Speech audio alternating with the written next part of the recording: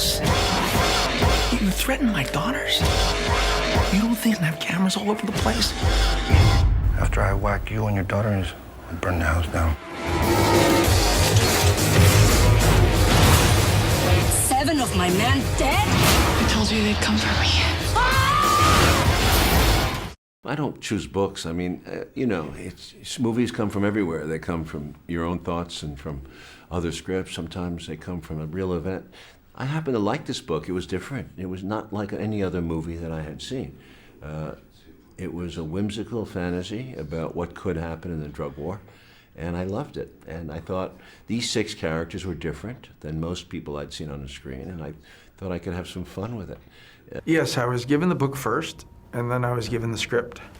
And the script emphasized my character more than the book did. The book had a different ending than the movie has. So I think it was more cinematically exciting with what Oliver did with it, with this twist, you know. I read some of it, and then when I saw how open Oliver Stone was to new interpretations of it, I stopped reading it. Okay. Because I realized that there was an opportunity to create someone completely new, and so I didn't want to be influenced by what was there. J'ai coécrit le scénario dans le sens que je ne sais pas exactement qui va jouer. Mais j'avais dans la tête les 3 veterans. J'ai vu Travolta, j'ai vu Benicio et j'ai vu Salma. C'était mes premiers 3 choix. J'étais à eux, ils l'ont pris. Les 3 autres, les jeunes, on a trouvé. Just because I'm telling you this story doesn't mean I'm alive at the end of it. It's that kind of a story. Parce qu'on a fait un petit peu comme Sunset Boulevard. Au commencement, elle dit, juste parce que je vous dis cette histoire, ça ne veut pas dire que je suis vivant à la fin. Je trouve que c'est intéressant, ça vous fait penser immédiatement qu'est-ce qui va passer. Et on ne sait jamais qu'est-ce qui va passer dans le film. Je crois que c'est imprédictible, ça c'est pourquoi j'ai fait 1 voix. Dans le bouquin, il y avait 6 voix ou 5 voix. Mais là, 1 voix. Et à la fin, parce que ça paie à la fin, il y a deux fins. Une, la fin qu'elle va penser qu'elle va arriver, et l'autre fin, c'est plutôt le film cynique réel de la drug wars qui ne marche pas.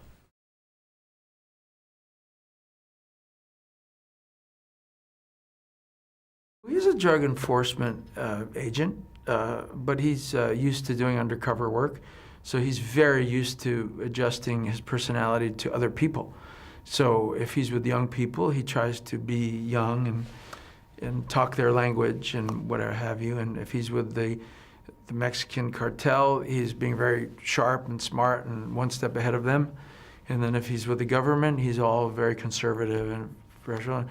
He's a dick, you know. But I enjoyed playing him. But I don't have to like my own characters. No, you only have to enjoy playing them. Exactly, Yeah. exactly.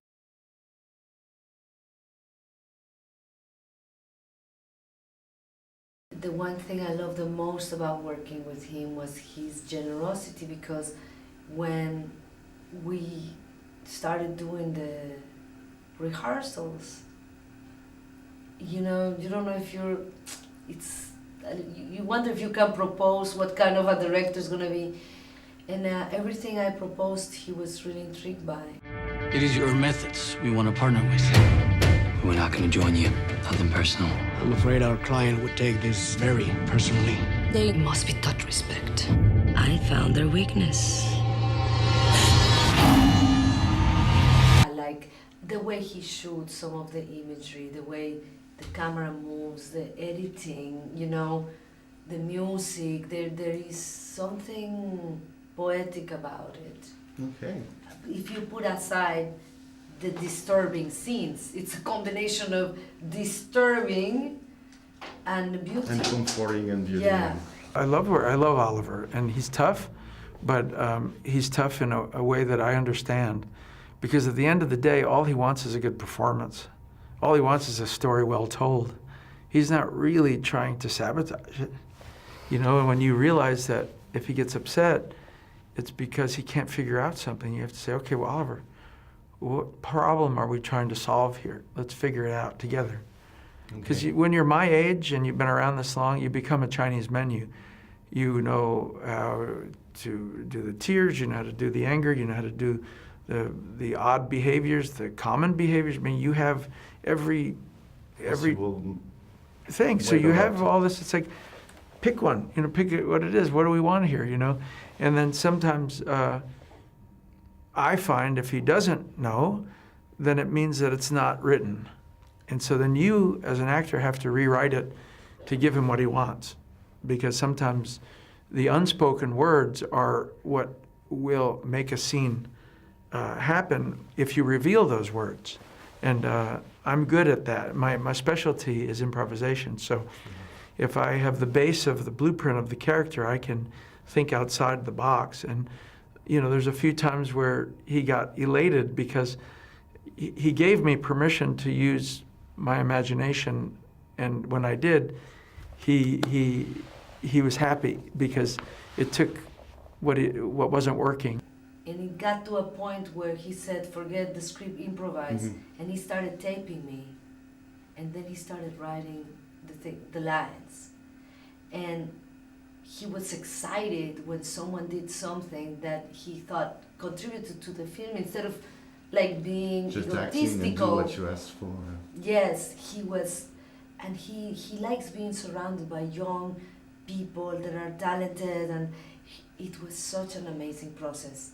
Yes, we had a scene there that was not working. Even Oliver was not liking it, and so we started improvising, and towards the end of the rehearsal process, we got to a point where it was pretty good, but he didn't have time to write it because he had to start shooting. So he said, you guys go off and do it. There's something wrong with your love story, baby. You let people think you're weak. Sooner or later, you're gonna have to kill them.